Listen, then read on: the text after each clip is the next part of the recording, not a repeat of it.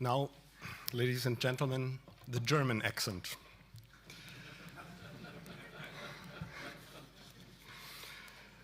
Ladies and gentlemen, I would like to begin my presentation by thanking our hosts and the International Institute for Counter-Terrorism in Herzliya for organizing this conference.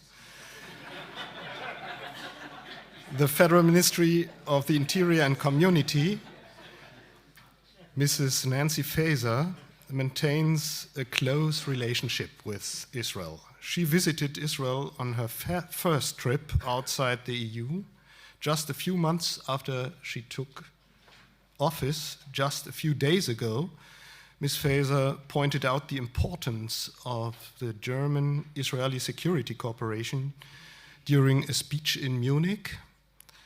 She was speaking at an event commemorating the dreadful attack by Palestinian terrorists on the Israeli Olympic team in Munich in 1972. Ms. Faeser was pleased to be invited to participate in this year's conference, but unfortunately, she cannot attend due to other commitments. She sends her warmest regards and asked me to participate on her behalf, which I'm more than happy to do. Before I start outlining the current threats as we at my ministry see them, I would like to point out the value for both of our countries of German-Israeli cooperation in the field of counterterrorism. Just last week, we held our annual meeting on German-Israeli cooperation on law enforcement and counterterrorism. The meeting was attended by our partners in the Israeli Ministry of Public Security, my ministry, and various agencies from both countries. We resumed our meetings as soon as possible after a short break due to the coronavirus pandemic. We held one last year in Israel and then another last week in Munich, Germany, right after the event commemorating the Olympic attack. This was highly symbolic.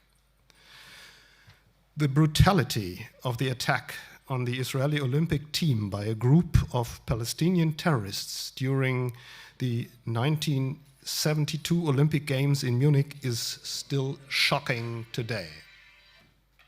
Thank you. Without any warning, in the middle of a joyful, carefree sporting competition, the lives of 12 innocent people were taken suddenly and without mercy. Even before we see the individual results of new efforts to come to terms with these events from history, it's clear that there were major failings and mistakes in the security provided for the athletes at the 1970 Games.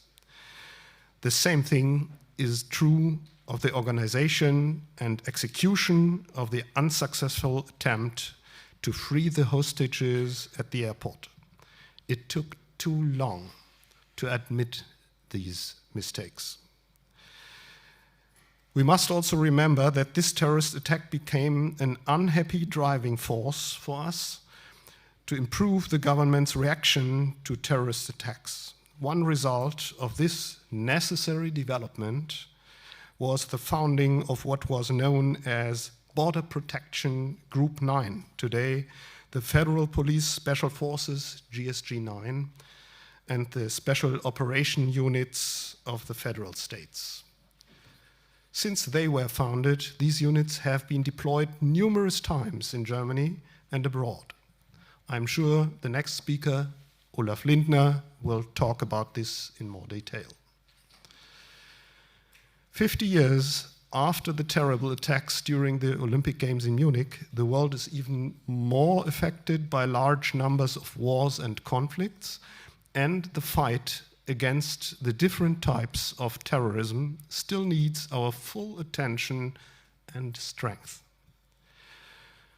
Most of these conflicts affect the stability of several regions. The war in Ukraine has been going on for more than 6 months now. In addition to terrible loss of life, this war has had a massive impact on migration, the grain market, and the energy market. There are regions in Africa where Islamist forces and Russian mercenaries are gaining ground.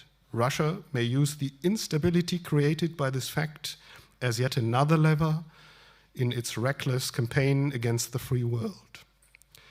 Instability in Afghanistan is giving Al-Qaeda ground to regain power. Beside traditional violent conflicts, we also face information warfare by means of fake news campaigns and cyber attacks seeking to undermine, attack, and destabilize societies. We are seeing the effects of climate change in many regions of the world, which can have consequences for stability, food, and migration. To sum up the situation, the world is becoming more and more complex, and the conflicts we face are very varied.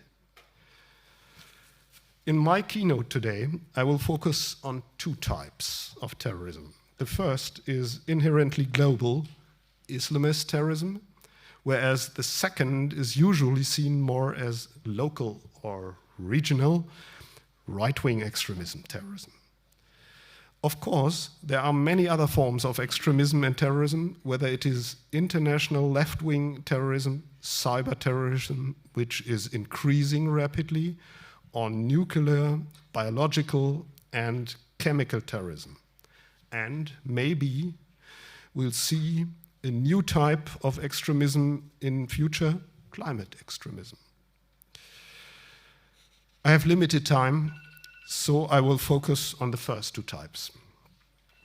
The danger from Islamist terrorism remains strong. Germany and Europe are still in the sights of a range of jihadist organizations, with Daesh and Al-Qaeda at the fore. To give you a few figures, since 2000 in Germany, 11 attacks have been carried out with Islamist motives, including the terrible attack on the Christmas market in Berlin in December 2016, which left 13 people dead and more than 60 injured, among them 2 Israeli citizens, Dalia Eliakim, who was murdered, and her husband Rami, who was severely injured in the attack. The attack was carried out with a hijacked truck. In the same period, more than 20 other attacks were planned and successfully prevented, and a handful of attacks were planned but failed due to technical problems. I'm well aware that European and Israeli perceptions of the threat of Islamist terrorism differ in at least some areas. When terrorist threats are mentioned in Israel, the first perpetrators to come to mind are groups such as Hamas or Hezbollah, whereas Germany and Europe focus on Daesh and Al-Qaeda and the terrorism they inspire. Even though Daesh, or the Islamic State, as we call it, is greatly weakened, it is obviously capable of adapting its structures and methods. It has gone from being a kind of a proto-state to an underground organization that has managed to continue its terrorist activities. It also appears to have retained most of its funding sources, and it has been able to continue its propaganda activities. Thanks to action by the global coalition against Daesh and by law enforcement authorities, Daesh is clearly less able to carry out large-scale, complex attacks in Europe, like those that took place in Paris in November 2015 and in Brussels in March 2016. But it has adapted to these new circumstances and strives to inspire attacks by radical Islamists and sympathizers in Western countries, especially through its digital propaganda channels.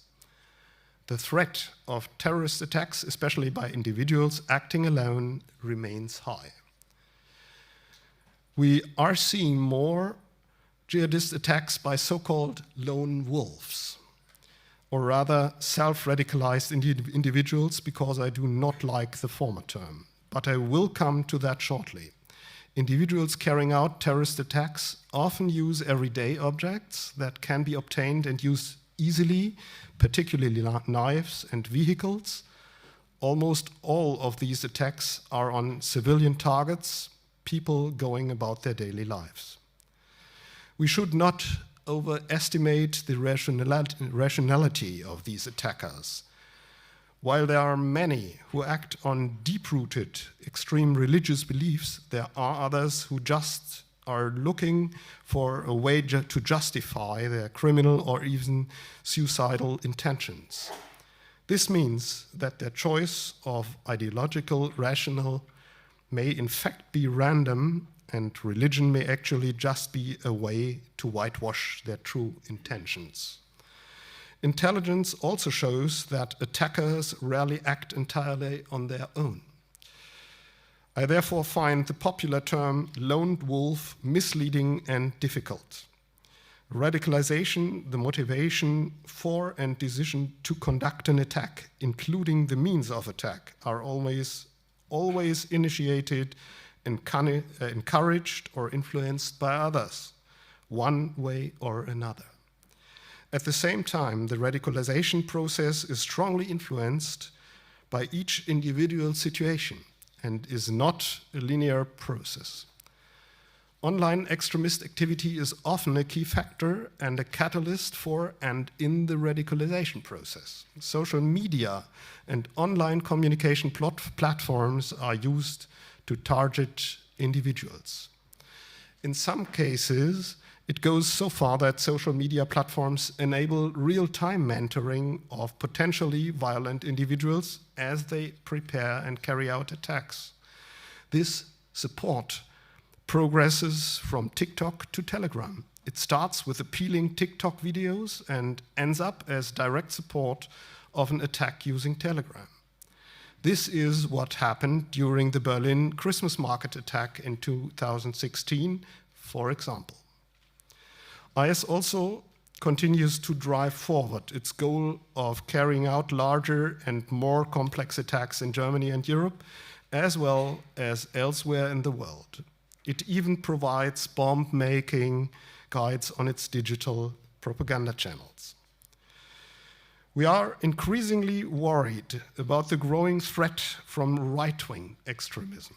We must make sure we focus enough on this type of terrorism. After the terrible, bloody attacks by the National Socialist underground, Germany was reminded of the threat from this type of extremism and terrorism by a series of murders in 2019 and 20.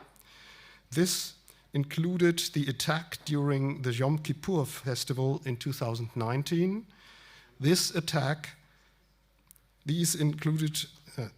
had anti-Semitic motives. It was announced online before it took place, and a live video stream of the attempted mass murder in the synagogue in Hall in Saxony-Anhalt was also posted online.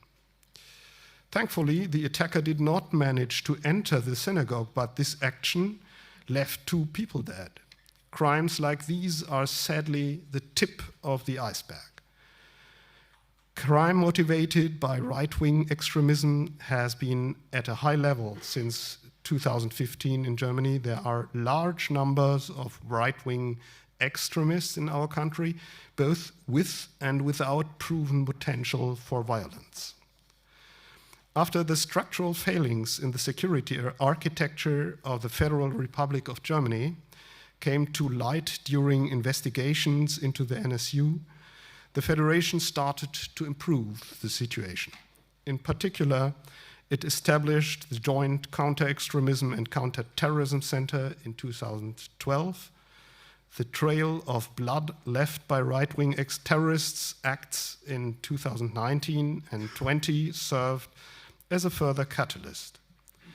Immediately after the attack in Halle, a package of measures was launched for fighting right-wing extremism and hate crime. Then, after the attack in Hanau, the Cabinet Committee for the Fight Against Racism and Right-Wing Extremism was formed. However, this is just the beginning. We must continue, consolidate, and adapt these first steps. To do so, my ministry launched the Action Plan on Right-Wing Extremism in March of this year. The plan provides a list of short-term effective measures, both punitive and preventive. 2 points in the plan are particularly important for my ministry. State institutions must be empowered to take a comprehensive approach to counter-terrorism. This also applies to enemies of our constitution within our own ranks. We want simpler criteria to let us systematically remove enemies of the constitution from the public service. And we must work on uncovering right-wing extremism and anti-democratic attitudes and narratives. We are expressly committed to effectively preventing the development of these ideas which undermine our democracy. We will do so through civic education, by promoting media literacy, and in a wide range of other ways. Unfortunately, ladies and gentlemen, there is no time for me to talk about other challenging forms of extremism and terrorism, so I will come to my conclusion.